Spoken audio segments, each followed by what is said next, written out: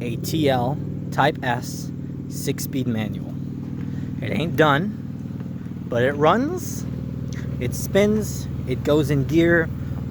I still have a lot to do. Windows still operate when the keys are not even in ignition, so that's an issue already. Even these still stay light up when the key's not in the ignition. Power seats don't work, and it's because now I have to literally assess what these connectors. There's these extra connectors right here, so this one is supposed to connect to this one, but this is a smaller, this is a bigger one, so now I have to pinpoint wires here and there. Same thing goes on the other side. Stuff is not connected, so some stuff works, some stuff doesn't. Like for an example, I don't know how much fuel I have. I know it's like halfway empty, but I don't know how far I can go.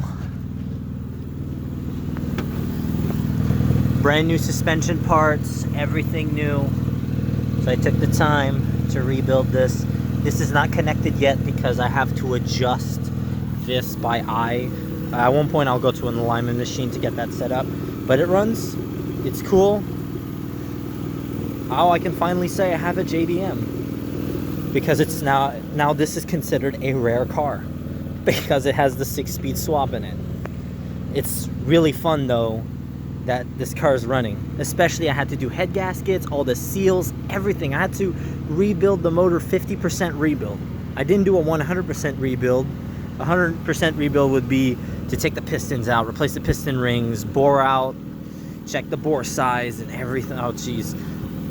But the engine doesn't knock, so it's acceptable. The sound you hear is the exhaust is not well screwed, because I just wanted to test this to make sure that this is running well, because soon we're going to be running it on the road and see how the manual goes and everything.